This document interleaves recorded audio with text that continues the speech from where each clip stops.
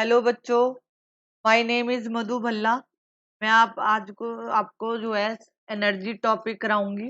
मेरे already lecture जो है मेरे चैनल पे जो है अपलोडेड है। अगर आपने उसको नहीं देखा तो आप वहां पे जाके उनको देखिए। और एक इसका टॉपिक रहता है डेरिवेशन का, जिसमें मैंने काइनेटिक एनर्जी और पोटेंशियल एनर्जी का डेरिवेशन दूंगी। अभी मैंने उसको लीव किया है, पहले मैं इसको करा देती हूँ आपको। ये देखो, सबसे पहले पार्ट है इसका different part of energy apart from mechanical energy we have other form of energy as well. These are the solar energy. अब देखो, these are the solar energy, heat energy, light energy, sound energy, electrical energy, chemical energy and nuclear energy. One form of energy can be converted into other useful form of energy. We shall study some example transformation of one form of energy into other form in a daily life. सबसे पहले जो आपको इसमें से question आ सकता है, ठीक है, कि क्वेश्चन मैं लिखवा देती हूँ, साथ में लिखो। Right right the different different form of energy. Different form of energy. Energy की कितनी फॉर्म्स हैं? अब देखो, एनर्जी की कई फॉर्म्स हैं, जिसमें है सोलर एनर्जी, सेकंड है यहाँ heat energy,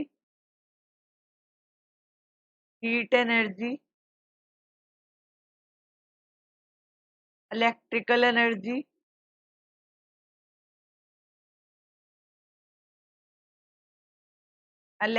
energy,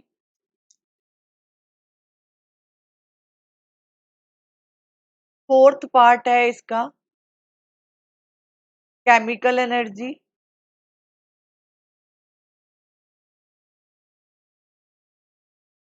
fifth part में लिख सकते हो न्यूक्लियर एनर्जी,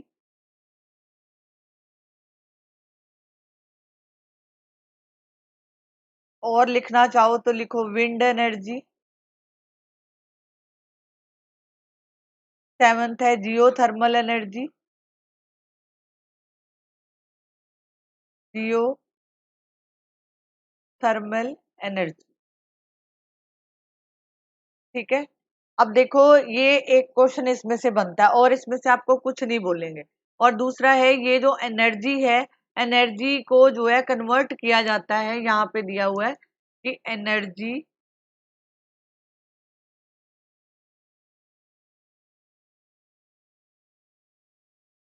यहाँ पे देखो, एनर्जी को कन्वर्ट कर देते हैं, कन्वर्ट इनटू यूजफुल फॉर्म। जो एनर्जीज हम रोज यूज करते हैं, अपने अपने घरों में हम रोज ये एनर्जी यूज कर रहे हैं, तो ये जो है एनर्जी को यूजफुल फॉर्म में कन्वर्ट किया जाता है। तो कहने का मतलब ये है कि energy can neither be created nor be destroyed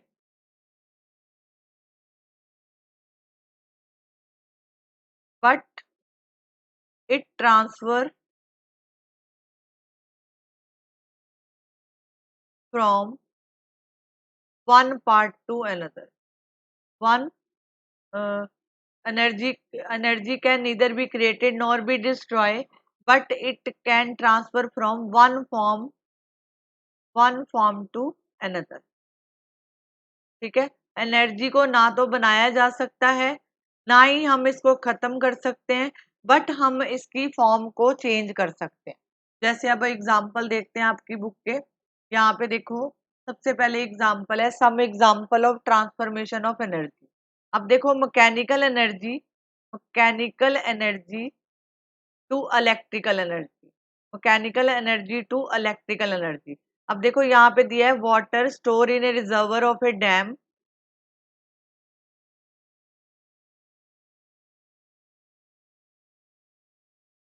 अब देखो इसका मतलब क्या है। ये देखो, जैसे ये कोई डैम्स हैं, यहाँ पे जो है काफी ऊंचाई पे जो है, ये देखो, ये देखो, ये जो है रिजर्वर्स हैं। यहाँ पे पानी जो है इकट्ठा किया जाता है, यहाँ पे सारा पानी जो है पहले ऊंचाई पे, और यहाँ पे नीचे जो है टरबाइन्स लगी होती हैं ऐसे। तो ये वाला पानी जब ऊपर से नीचे गिरता है इन टरबाइन्स के ऊपर, मतलब ये जो पानी है, मतलब ये जब तक तो ये ऊपर है इसमें पोटेंशियल एनर्जी रहती है। जैसे ये पानी नीचे गिरता है, ये जो है मोशन में आ गया, पानी जो है मोशन में आ गया। ठीक है, तो जब मोशन में आएगी कोई चीज तो उसमें होती है काइनेटिक एनर्जी। उसमें क्या होती है? Kinetic energy. कहने का मतलब है जब आप ऊपर से पानी को नीचे फॉल करते हो तो पोटेंशियल एनर्जी जो है डिक्रीज कर जाती है और काइनेटिक एनर्जी जो है इंक्रीज कर जाती है।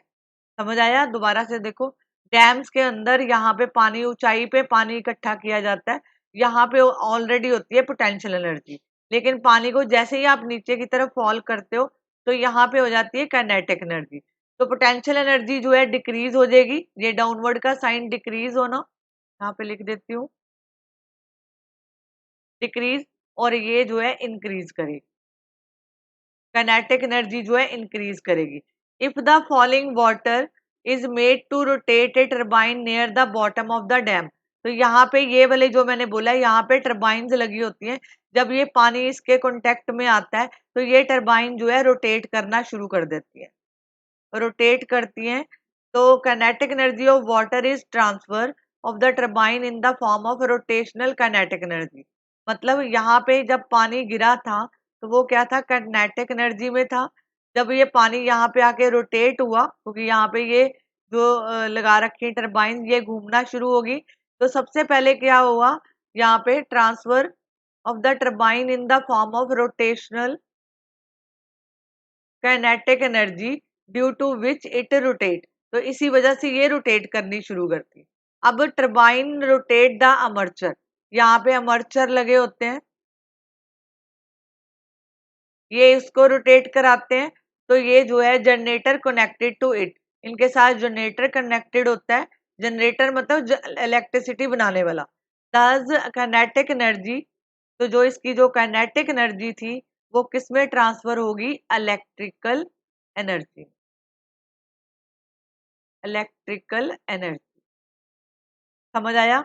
तो kinetic, rotational kinetic energy convert into electrical energy by the generator, क्योंकि यहाँ पे जनरेटर्स लगे हैं। जनरेटर मतलब एक फॉर्म से दूसरे फॉर्म में कन्वर्ट करने के लिए। अब देखो इसका आगे है, इसका मैं आपको बताती हूँ। ये देखो यहाँ पे है मैकेनिकल एनर्जी। मैकेनिकल एनर्जी का मतलब होता है sum of the potential energy plus kinetic energy. ठीक है, अब यहाँ पे डायनमो, जब आपने पानी को नीचे फेंका वहां पे डायनमो प्रेजेंट है तो वो घूमने शुरू हो जाएंगे। तो ये जो मैकेनिकल एनर्जी आई, जो पोटेंशियल और काइनेटिक एनर्जी का कॉम्बिनेशन है, वो कन्वर्ट हो गया इलेक्ट्रिकल एनर्जी। अब देखो मोटर, मोटर का मतलब होता है, एक तो आप घर में पानी के लिए, वाटर के लिए मोटर यूज करते हो, एक आप फैन चलाते हो उसमें भी मोटर होती है, वॉशिंग मशीन होती है उसमें भी मोटर लगी होती है। वॉशिंग मशीन, वॉशिंग मशीन में भी मोटर होती है। ठीक है, टोस्टर आप चलाते हो, या ओवन चलाते हो, या गीजर चलाते हो, नहीं, आप उसमें ये भी कह सकते हो, जैसे मिक्सर ग्राइंडर है। ठीक है, mixer grinder, washing machine, mixer grinder. ठीक है, तो इनमें सब में क्या होता है? इस सब में क्या होता है? इलेक्ट्रिकल एनर्जी होती है। तो वो किस में कन्वर्ट हो जाती है? मैकेनिकल एनर्जी में। जब मोटर घूमती है पानी के लिए, जैसे आप घर में पानी चढ़ाते हो नीचे से ऊपर टंकी में, तो वो वाटर होता है, तो ऊपर मोटर के थ्रू जाता है, तो वो जो है वो इलेक्ट्रिकल, क्योंकि आप स्विच ऑन करते हो तो इलेक्ट्रिकल एनर्जी होती है, तो वो कन्वर्ट हो जाती है मैकेनिकल एनर्जी से। उसके बाद फैन रोटेट होता है, वॉशिंग मशीन, फैन में भी मोटर होती है, वॉशिंग मशीन में भी मोटर होती है। तो दूसरा आप एक और कह सकते हो, मिक्सर ग्राइंडर में भी मोटर होती है। तो वो एनर्जी, इलेक्ट्रिकल एनर्जी किस में कन्वर्ट होती है? पोटेंशियल एनर्जी और काइनेटिक एनर्जी में। This is A mechanical energy. अब देखो, आप प्रेस चलाते हो तो ये जो है आपने उसको इलेक्ट्रिकल एनर्जी दी, सप्लाई दी, तो ये जो है प्रेस गर्म हो गई, तो इलेक्ट्रिकल एनर्जी से वो किस में चेंज हो गई? हीट एनर्जी में, क्योंकि प्रेस का गर्म होना हीट एनर्जी। अब देखो यहाँ पे हीट एनर्जी है, हीट एनर्जी, जैसे आप टोस्टर ले लो, टोस्टर का एग्जांपल देती हूँ। आप टोस्ट बनाते हो, आप उसको इलेक्ट्रिकल एनर्जी देते हो, तो दे convert into heat energy. Okay, is this clear? अब देखो इसमें है यहाँ पे थर्मोकपल की बात करिए, यहाँ पे ये देखो, यहाँ पे है हीट एनर्जी। ये पैराग्राफ मैं आपको आगे रीड कराऊंगी, ठीक है? आगे देखो, जैसे ये है इलेक्ट्रिकल एनर्जी, यहाँ पे लाउड स्पीकर से आपकी आवाज जो है चारों तरफ घूमती है, तो मतलब इलेक्ट्रिकल एनर्जी किस में कन्वर्ट हो रही है? साउंड एनर्जी में। इलेक्ट्रिकल एनर्जी किस में साउंड चेंज हो रही है? जो है साउंड एनर्जी में। जैसे यहाँ पे है कि ये माइक्रोफोन जो आप यहाँ पे बोलते हो, ये इलेक्ट्रिसिटी से जुड़ा होता है, तो ये जो है यहाँ से साउंड माइक्रोफोन, ठीक है, तो ये जो है साउंड प्रोड्यूस करता है, तो ये इलेक्ट्रिकल एनर्जी। आगे है केमिकल एनर्जी, ये मोमबत्ती जलाते हो, इसके अंदर केमिकल एनर्जी होती है, तो दे कन्वर्ट इनटू लाइट एनर्जी, ये हमें लाइट देती है। सन जो है, सन सन लाइट एनर्जी यूज करता है फोटोसिंथेसिस के लिए, और उसको किस में कन्वर्ट करता है? केमिकल एनर्जी के लिए, ठीक है? इस प्रोसेस को बोला जाता है फोटोसिंथेसिस। आगे है इलेक्ट्रिकल एनर्जी, आप बल्ब को इलेक्ट्रिकल एनर्जी देते हो, तो वो किस में कन्वर्ट हो जाती है? लाइट एनर्जी में। जैसे आप अपने रूम की लाइट जलाते हो, तो आपने उसको कौन सी एनर्जी दी? Electrical energy, they convert into light energy, ठीक है? आगे देखो फोटो सेल, फोटो सेल होते हैं ये जो लेबोरेटरी में ज्यादातर यूज होते हैं, फोटो सेल। तो यहाँ पे जो है लाइट एनर्जी लेते हैं, ठीक है, और वो उसको इलेक्ट्रिकल एनर्जी में कन्वर्ट कर देते हैं। अब देखो कुछ एग्जांपल्स हैं जो आपकी बुक में ऑलरेडी दे रखे हैं। आपको पूछा जा सकता है कि जो इलेक्ट्रिकल जनरेटर्स हैं वो किस क्या कौन सी एनर्जी को किस में कन्वर्ट करते हैं? तो जो इलेक्ट्रिकल जनरेटर हैं,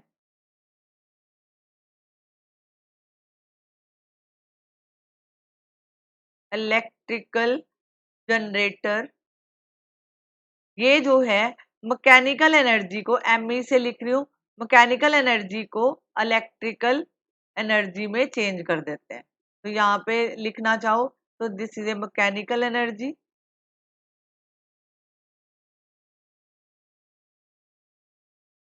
कन्वर्ट इनटू इलेक्ट्रिकल एनर्जी, ठीक है? इसमें से तो ये मिलेगा आपको कि अगर आपको पूछा जाए कि इलेक्ट्रिकल जनरेटर क्या काम करते हैं, किस एनर्जी को कन्वर्ट करते हैं, तो you can say that mechanical energy convert into electrical energy.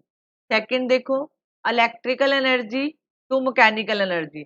Motor, electric motor, जैसे मैंने अभी आपको बताया था वॉशिंग मशीन में मोटर होती है, वॉशिंग मशीन हो गया, मिक्सर ग्राइंडर जो है उसमें जो है मोटर लगी होती है, तो जब उसमें से इलेक्ट्रिक करंट पास होता है तो फ्रीली सस्पेंडेड उसमें पॉइंटेड पॉइंट होता है, तो जब किसी में से आप इलेक्ट्रिकल करंट पास करते हो तो वो एक तरफ का मैग्नेटिक फील्ड बनाता है। मैग्नेटिक फील्ड कैसे? जैसे आपने देखा होगा, अगर आपके हाथ जो है तार को लग जाते हैं, ठीक है, तार बीच में से टूटी हुई है तो लग जाते हैं, तो वो तार आपको अपनी तरफ खींचती है, आपको करंट लगता है। तो वो क्या है, जब तक आप किसी, कहने का मतलब कि जब तक आप किसी भी वायर में से करंट पास करोगे तो उसके अराउंड जो है मैग्नेटिक फील्ड बन जाता है, ठीक है? Magnetic field torque act on a coil due to which it rotate, तो वो रोटेट करती है, मोटर जो है ऐसे ऐसे घूमती है अपने ही एक्सिस के around. The shaft attach to the coil rotate with it, तो इसमें जो है अगर आपको पूछा जाए तो ये आप लिखोगे कि इलेक्ट्रिकल एनर्जी मोटर में, आपको बताओगे कि मोटर में कौन सी एनर्जी जो है किसमें कन्वर्ट होती है। ये देखो मोटर, तो आप यहाँ पे लिखोगे electrical energy convert into mechanical energy. ये आपको छोटे छोटे क्वेश्चन पूछे जा सकते हैं, ठीक है? मैकेनिकल एनर्जी ये कहाँ, मोटर कहाँ होती है? जैसे आप electric fan, washing machine, mixer grinder इसमें यूज करते हो, इंडस्ट्रियल मशीन में भी इसका यूज किया जाता है, मोटर लगी होती है। आगे देखो, electrical energy to heat, electrical energy to heat, जैसे आप घर में अप्लायंस यूज करते हैं, ओवन हो गया, गीजर हो गया, टोस्टर हो गया, आप उसको कौन सी एनर्जी दे रहे हो? Electrical energy. आप उनको कौन सी एनर्जी दे रहे हो? Electrical energy. जब इलेक्ट्रिकल एनर्जी जो है चेंजेस इनटू हीट एनर्जी, क्योंकि आप देखो आपने प्रेस चलाई, आपने उसको इलेक्ट्रिकल एनर्जी दी तो प्रेस गर्म होगी। इसी तरह टोस्टर में जब टोस्ट बनाए जाते हैं तो उसको हीट से बनते हैं, तो मतलब आपने टोस्टर को इलेक्ट्रिकल एनर्जी दी तो वो हीट हो गया, ठीक है? आगे है जैसे आप गीजर, सर्दियों में आप गीजर यूज करते हो पानी के लिए, आपने जो है स्विच ऑन किया, उसको इलेक्ट्रिकल एनर्जी मिली। इलेक्ट्रिकल एनर्जी किस में चेंज होगी? हीट एनर्जी में। ठीक है, तो when a current pass through their resistance wire, जहाँ फिलामेंट, फिलामेंट होता है, बल्ब में होता है फिलामेंट। आगे देखो, electrical energy to sound energy. A loudspeaker when in use receive a electrical energy in the form of electrical signal from the microphone and changes into sound energy। जैसे आप घर में आपके बेल लगी हुई है, तो आप क्या करते हो, जब आप करंट को पास करते हो, मतलब प्रेस बेल को ऑन करते हो, जब आप बेल को ऑन करते हो उसमें इलेक्ट्रिक करंट गया, तो वो इलेक्ट्रिकल एनर्जी जो है किसमें कन्वर्ट हो रही है? Sound energy. समझ आया? आगे देखो, sound energy to electrical energy. Sound energy से इलेक्ट्रिकल एनर्जी कैसे बनती है? Microphone, microphone convert the sound energy to electrical energy in the form of varying electrical signal। आगे देखो, light energy to chemical energy. जैसे पौधे हैं, प्लांट्स हैं, प्लांट्स जो हैं वो क्या यूज करते हैं? लाइट एनर्जी यूज करते हैं अपना खाना बनाने के लिए, फोटोसिंथेसिस करने के लिए। तो वो बाद में क्या है? The light energy from the sun is absorb by green plant and they change into chemical energy during the process of photosynthesis. इसमें कुछ भी नहीं था, this is a photosynthesis process. मतलब पौधे लाइट एनर्जी यूज करते हैं, उसको किस में कन्वर्ट कर देते हैं? Chemical energy. ठीक है, आगे देखो, electrical energy to light energy. आपने बल्ब को इलेक्ट्रिकल एनर्जी दी, ये कोई बल्ब है, आपने इसको इलेक्ट्रिकल एनर्जी दी, तो ये बल्ब जो है ग्लो करेगा, मतलब लाइट प्रोड्यूस करेगा। तो कहने का मतलब electrical energy convert into light. Light energy to electrical energy. In a photoelectric cell the light energy get converted into electrical energy. Photoelectric cell होते हैं, जब आप जो है उसकी light energy get converted into electrical energy.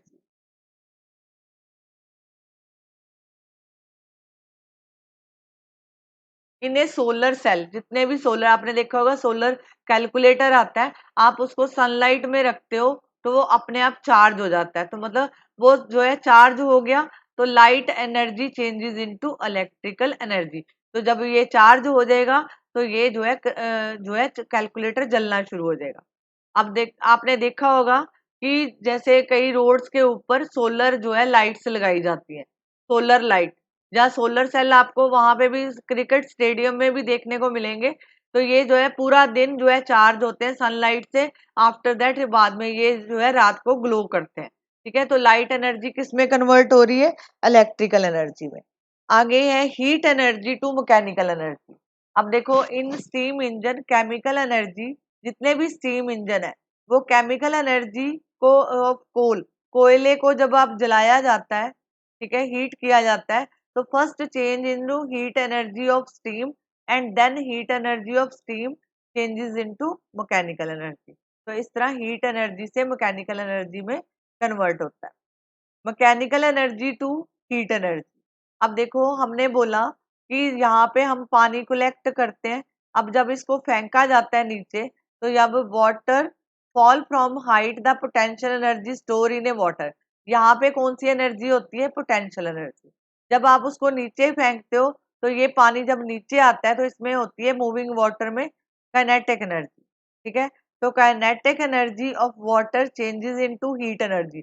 जब ये पानी नीचे गिरता है, जितनी स्पीड से गिरता है, तो ये पानी का टेम्परेचर जो है राइज कर जाता है, पानी गर्म हो जाता है।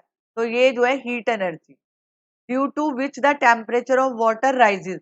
जब पानी ऊपर से बहुत तेजी से गिरता है नीचे, तो ये जो है इसका टेम्परेचर बढ़ जाता है, तो हीट एनर्जी जो है राइज हो जाती है। अब देखो, moving part of the machine. जैसे आप कोई भी मशीन चलाते हो, इवन कि मान लो आपने स्कूटर चलाया, तो अगर आप उसके इंजन पे हाथ रख के देखोगे, तो वैसे तो हाथ लगाना नहीं चाहिए, हाथ जल सकता है। तो कहने का मतलब वो गर्म हो जाता है, हीट हो जाता है। जैसे कार लगातार चलती रहे, तो उसके जो है क्योंकि अंदर पार्ट चल रहे हैं, आपस में फ्रिक्शन हो रही है, तो उस वजह से वो जो है आगे ट्रांसफर होते रहता है। तो कहने का मतलब है कि moving part of the machine get heated due to friction. Thus part of mechanical energy also change into heat energy. तो वो मैकेनिकल एनर्जी किस में चेंज होगी? हीट एनर्जी में. अब सबसे इंपॉर्टेंट टॉपिक आया है इसमें कि पावर. लिखो इसका. पावर. पावर. पावर को हम डिफाइन करते हैं rate of doing work, rate of doing work by body. मतलब बॉडी ने कितना काम किया, दिस इज ए पावर. जैसे हम पूरा दिन काम करते हैं तो वो हमारी पावर होती है. Rate of doing work by body. ठीक है. अब देखो पावर को डिफाइन कैसे करते हैं. Power equal to total work done upon time. W जो है वर्क डन के लिए होता है और T फॉर टाइम. ठीक है. तो power equal to work done over time. ठीक है. पावर को जो डोनेट किया जाता है या रिप्रेजेंट किया जाता है वो कैपिटल P से लिखा जाता है. ठीक है. किससे लिखा जाता है? P के साथ लिखा जाता है. आगे है कि यहाँ पे ये देखो, अगर आपको वर्क डन निकालना है, जैसे ये फॉर्मूला लिखा है, अगर ये फॉर्मूला है पावर का कि वर्क डन ओवर टाइम, अगर आपको वर्क डन निकालना है तो वर्क डन का फॉर्मूला क्या होगा? Power into time. Power into time. Power into time. Is this clear? अब देखो, अगर आपको टाइम निकालना है तो ये आ जाएगा power work done, work done over power. ये सारे हमारे न्यूमेरिकल में यूज होंगे. ठीक है. अब देखो आगे कि अगर हम कहते हैं कि कोई बॉडी जो है वर्क करती है, ठीक है, बॉडी जो है, कोई भी बॉडी अगर हम कह रहे हैं कि वो काम कर रही है, वर्क डन कर रही है, तो दैट मीन उसने जो है अपनी पावर को यूज किया, पावर स्पेंड करी. ठीक है. पावर को यूज किया. जितने भी इलेक्ट्रिक अप्लायंस होते हैं, all electric appliance, electrical appliance, all electric appliance, ठीक है, उसके ऊपर रेटेड होती है. मतलब रेट दिया होता है, उसकी पावर लिखी होती है. रेटेड पावर मतलब उसके ऊपर जो है पावर लिखी होती है. तो कहने का मतलब है जब आप अप्लायंस यूज करते हो तो आपको पता चल जाता है कि उस वहां पे कितनी एनर्जी जहाँ कम इलेक्ट्रिकल एनर्जी कंज्यूम हुई. जैसे फॉर एग्जाम्पल मेरे पास कोई मोटर है, मेरे पास कोई मोटर है, उसके ऊपर पावर लिखा हुआ है 1.5 किलोवाट. ठीक है. तो मेरे को पानी निकालना है, lift water in the overhead tank. तो मतलब मैं इसको जो है टाइम 2 घंटे के लिए इसको जो है ऑन करते हैं. 2 घंटे के लिए हमें जो है ऑन करना है इसको. तो हमने बताना है कि ये तो देखो मोटर, मोटर में क्या है यहाँ पे कि इलेक्ट्रिक एनर्जी स्पेंट निकालो. अगर electrical energy, electrical energy spend मतलब जैसे आप मान लो आपने अपने कमरे में पंखा चला रखा है, तो पंखे की रेटिंग मान लो है अगर 1 किलोवाट फॉर एग्जाम्पल, आपने इसको जो है 2 घंटे के लिए पंखा चलाया, तो अब आपको इसका रेट निकालना है. क्या करोगे? इन दोनों को मल्टीप्लाई करो. इसी वे तो वो हो गया इलेक्ट्रिकल एनर्जी यूज्ड. आपने कितनी इलेक्ट्रिकल एनर्जी यूज करी. ठीक है. जो आपका मीटर का बिल आता है वो इसी के अकॉर्डिंग आता है. जैसे हमने यहाँ पे लिखा 1.5 किलोवाट इंटू 2 आवर, तो कहने का मतलब मल्टीप्लाई किया तो 3 किलोवाट आवर. तो मतलब आपने इतनी एनर्जी को यूज किया. अगर आपको बोला जाता है कि cost is paid in the electrical board, तो and we say that power spend by the pump is 1 point, तो ये इसकी पावर है कि उसने इतनी पावर जो है यूज करी. ठीक है. तो कहने का मतलब जैसे लिखा हो कोई एलईडी है आपके पास, एलईडी, ठीक है, उसके ऊपर लिखा है 9 वॉट. उसके ऊपर क्या लिखा है? 9 वॉट. 9 वॉट का मतलब है कि 9 joule of energy per second. Her second में वो 9 जूल एनर्जी जो है यूज करेगा।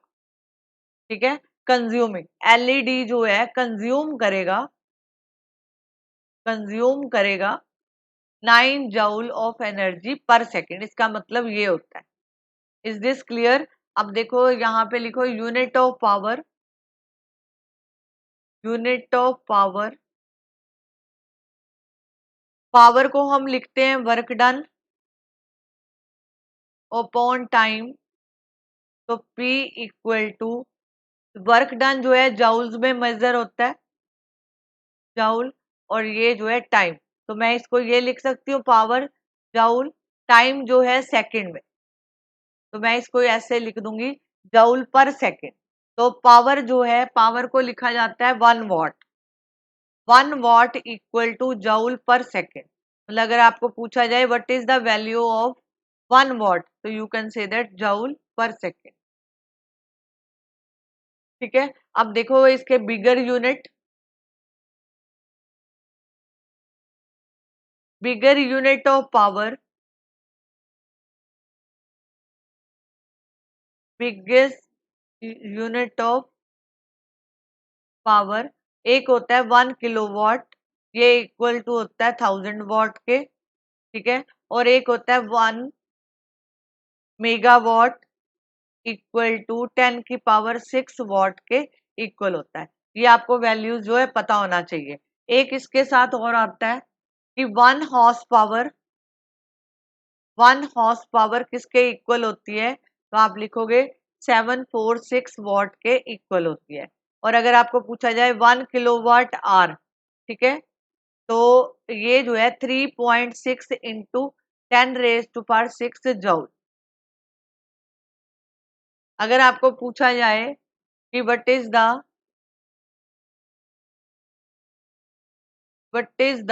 unit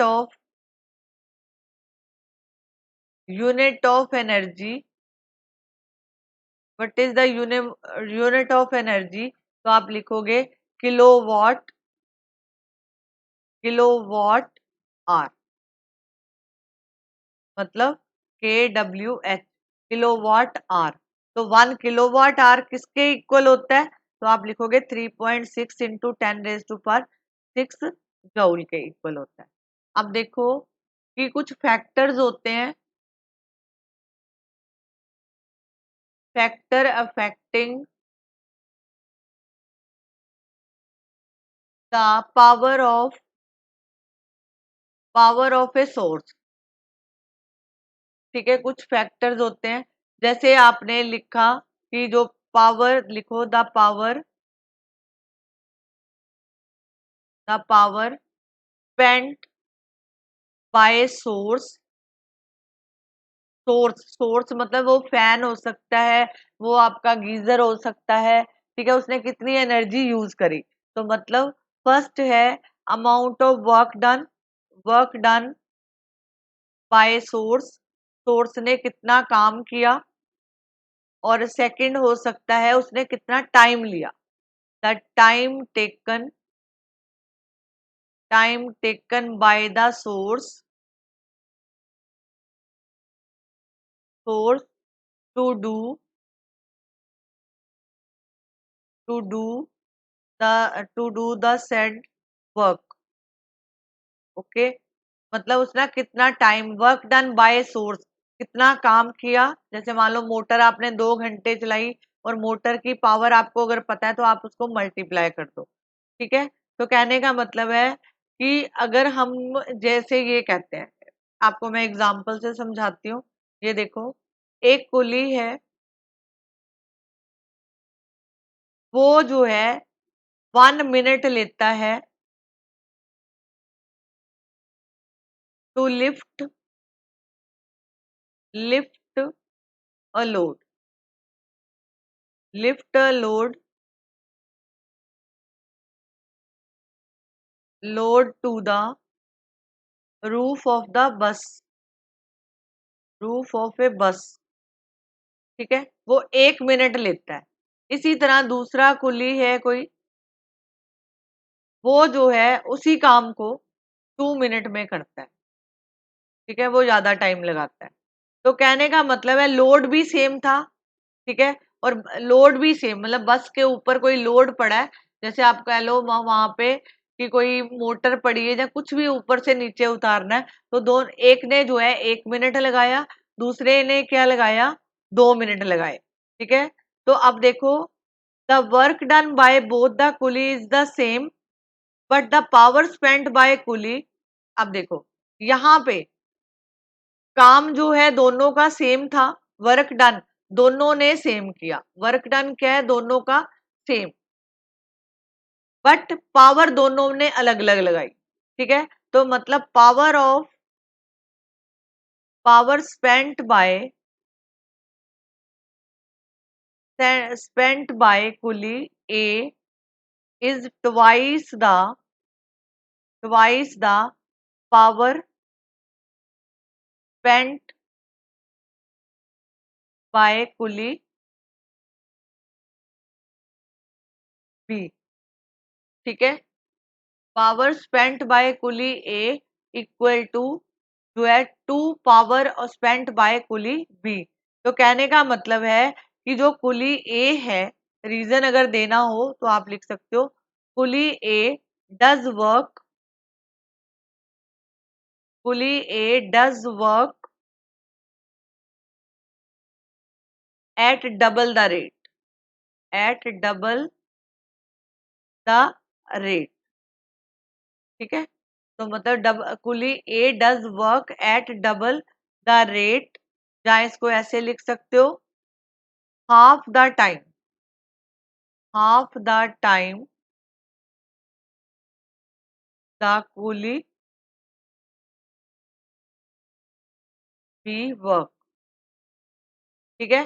तो कहने का मतलब ये था, ये देखो दोबारा से एक बार शॉर्ट में समझा देती हूँ कि यहाँ पे कुली ए है और कुली बी है, दोनों ने बस की रूप से सामान उतारना था, एक ने 1 मिनट लिया और एक ने 2 मिनट लगाया। तो अब देखो कुली ए का तो 1 मिनट था, तो बी ने डबल टाइम लगाया उसका, ठीक है। तो कहने का मतलब क्या है कि यहाँ पे power spent by coolie A, power जो स्पेंट उसने यूज करी, power spent by coolie A मतलब बाय कुली ए, ठीक है। तो is twice the power spent by coolie B, because coolie does work at the double rate, तो कुली ने ए ने डबल रेट से काम किया तो इसलिए उसको आधा टाइम लगा। Is this clear? Hope so कि आपको ये टॉपिक क्लियर होगा। इस टॉपिक में कुछ भी नहीं है, अगर आप इस टॉपिक को कम से कम 2 बार भी देख लेते हो और इसके नोट्स बना लेते हो, आपको दोबारा बुक खोल के पढ़ने की जरूरत नहीं पड़ेगी, ठीक है। तो कहने का मतलब ये है कि आपको अगर ये लेक्चर अच्छा लगा है तो आप इसको लाइक करो। नेक्स्ट वीडियो में मैं आपको न्यूमेरिकल के साथ मिलूंगी, ठीक है। तब तक आप इसको जो है अच्छी तरह रिवाइज करो, आपके सिर्फ ओनली 2 डेरिवेशन लेफ्ट है, वो मैं नेक्स्ट जब न्यूमेरिकल कराऊंगी उससे पहले मैं डेरिवेशन करवा दूंगी। थैंक यू बच्चों।